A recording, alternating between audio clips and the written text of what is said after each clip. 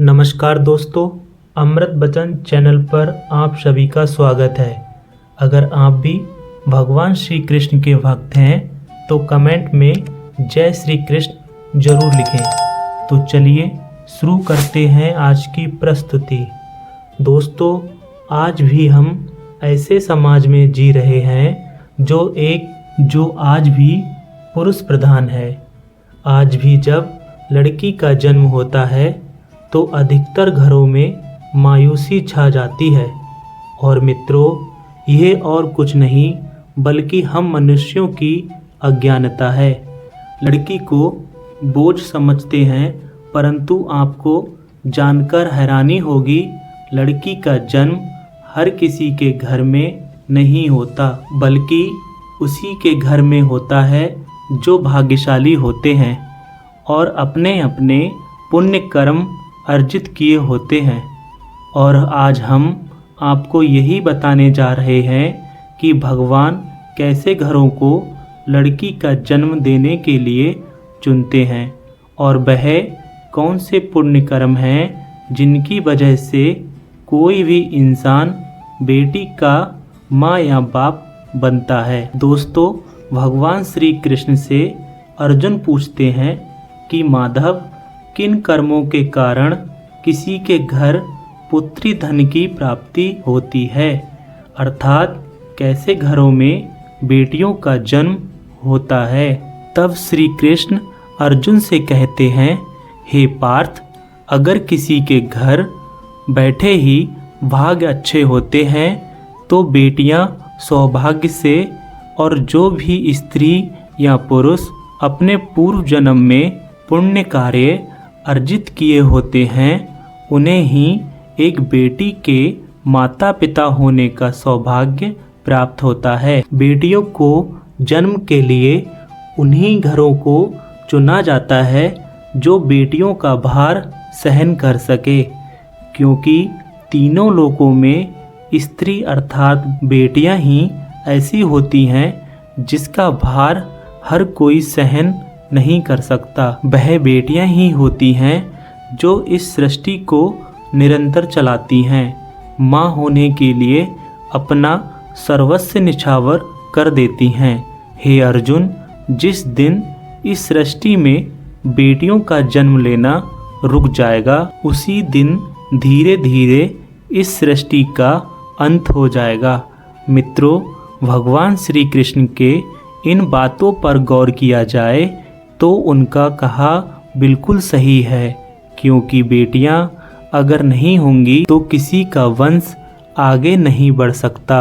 दोस्तों, आपने भी कई लोगों को कहते सुना होगा कि जिस घर में बेटी का जन्म होता है वह घर स्वर्ग के समान होता है, क्योंकि बेटा तो केवल एक कुल को रोशन करता है, बेटियां तो 2 कुल को रोशन करती हैं। माता पिता के घर वह बेटी के रूप में अपने उत्तरदायित्व का निर्वहन करती हैं, तो ससुराल जाकर एक बहू के रूप में सारे कर्तव्यों का पालन करती हैं। दोस्तों, आज आप सुनते ही हो, बेटियां बहू के परिवार में किसी के मर जाने पर उसका पिंडदान नहीं कर सकती, लेकिन ये बिल्कुल भी सही नहीं है, क्योंकि रामायण में बताया गया है कि प्रभु श्री राम के पिता राजा दशरथ की मृत्यु हो गई तो माता पिता अर्थात राजा दशरथ की बहू ने ही उनका पिंडदान किया था, जिससे उन्हें जन्म मरण के चक्र से मुक्ति मिल गई थी। इतना ही नहीं, हिंदू धर्मशास्त्रों में बताया गया कि बेटियां भी अपने पिता के नाम का पिंडदान कर सकती हैं। वहीं अगर ससुराल पक्ष में कोई पुरुष नहीं है तो इस स्थिति में बहू भी पिंडदान कर सकती है। इसीलिए मित्रों, वह लोग बहुत किस्मत वाले होते हैं जिनके घर बेटी का जन्म होता है। वहीं वह प्रबल किस्मत के होते हैं जिनके घर में एक से ज़्यादा बेटियां होती हैं। शायद यही कारण है कि बेटियों को लक्ष्मी कहा गया है। दोस्तों, बहुत लोगों की सोच होती है बिना समय गंवाए और बिना पढ़ाई पर पैसा खर्च किए जल्द से जल्द उसकी शादी कर दो। लेकिन यह सोच एक बेटी के भविष्य को बर्बाद कर देती है। जरा सोचिए, एक बच्ची के मन में कितने सपने होते हैं, उसे कुछ करना है, लेकिन ये सपना सिर्फ सपने ही रह जाते हैं। इसीलिए अपनी बेटियों को सपने पूरे करने देना चाहिए। उन्हें जीवन में हर वह खुशी दें जो उन्हें मिलनी चाहिए। एक बेटे से ज़्यादा एक बेटी हमेशा अपने माता पिता के लिए सोचती है। माता पिता को प्यार और अपनापन बेटी ही दिखा सकती है। बेटी के जन्म को एक जश्न की तरह मनाना चाहिए। माता पिता को बेटी को हमेशा एहसास दिलाना चाहिए कितनी खास ये बेटी है। मित्रों, बेटी कभी भी आप पर बोझ नहीं होती। वह सिर्फ अपनी और अपने परिवार की किस्मत बनाने के लिए जन्म लेती है। एक कथा के अनुसार दो मित्र लंबे समय के बाद एक दूसरे से मिले। एक दोस्त ने दूसरे दोस्त से उसका हाल पूछा तो जवाब में उसने कहा कि मेरे हाल तो एकदम बढ़िया हैं और वह भी क्यों ना हो, मेरे दो बेटे जो हैं। तभी वह अपने दोस्त से पूछता है कि तेरे घर में कितने बच्चे हैं। दोस्त खुशी के साथ बताता है कि मेरे घर में 2 बेटियां हैं। उसका दोस्त भगवान का शुक्रिया अदा करता हुआ कहता है कि मैं धन्य हूँ, मेरे घर बेटियां नहीं हैं। ये सुनकर पिता की आंखों में आंसू आ गए।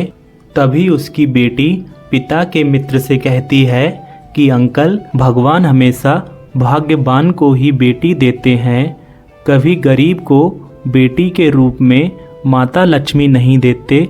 भगवान उसी को पुत्री का सुख देते हैं जिसके अंदर पालने की सामर्थ्यता होती है, जो गरीब होकर भी अपनी बेटी को पाल सकता है। एक बार स्वामी विवेकानंद वैष्णो देवी की सीढ़ियाँ चढ़ रहे थे।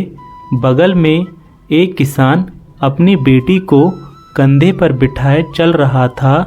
तभी स्वामी विवेकानंद ने कहा कि बाबा, आपकी बेटी का बोझ आपको लग रहा होगा, इसको मैं उठा लेता हूँ और माता वैष्णो के दरबार तक ले चलता हूँ। सबके सामने स्वामी विवेकानंद से उसने कहा कि बेटी कभी भी आपके कंधे पर बोझ नहीं होती। बेटियाँ अगर आपके कंधे पर हैं तो वह हर बोझ को हल्का कर देती हैं। मित्रों, बेटियाँ कभी भी धन की भूखी नहीं होती, वो सिर्फ मान और सम्मान की भूखी होती हैं। अब सोचने वाली बात है कि कौन से कर्म के बाद आप किसी के घर लड़की के रूप में जन्म लेते हैं और उनके घर के लिए लक्ष्मी का रूप साबित होते हैं। जो एक महिला को करना चाहिए से पुरुषों का आत्मा गरुड़ पुराण में बताया गया है कि जब आत्मा को नया जन्म मिलता है तब आत्मा को शरीर के अनुसार व्यवहार में चलकर अपने कर्म करने होते हैं। एक आत्मा अपने जन्म के उद्देश्य को सार्थक भी बना सकती है और निरर्थक भी बना सकती है। यदि कोई पुरुष महिलाओं का आचरण करता है, स्वभाव में महिलाओं वाली आदतें ले आता है या वही काम करना चाहता है तो एक महिलाओं को करना चाहिए, तो ऐसे पुरुष का आत्मा स्त्री का शरीर धारण करती है। वहीं गरुड़ पुराण में बताया गया है यदि कोई व्यक्ति मृत्यु के अंतिम क्षण में किसी स्त्री को याद करते हुए प्राण त्यागता है तो वह अगले जन्म स्त्री के रूप में लेता है। वहीं अगर वह अंतिम क्षण में परमेश्वर का नाम लेता है तो वह मुक्ति के मार्ग पर अग्रसर हो जाता है। दोस्तों, आपको आज का वीडियो कैसा लगा हमें कमेंट करके ज़रूर बताएं। ऐसे ही ज्ञानवर्धक शास्त्र की बातें जानने के लिए हमारे चैनल को सब्सक्राइब करें और बेल आइकन को प्रेस करें ताकि चैनल पर अपलोड किया गया हर एक वीडियो सबसे पहले आप देख सकें।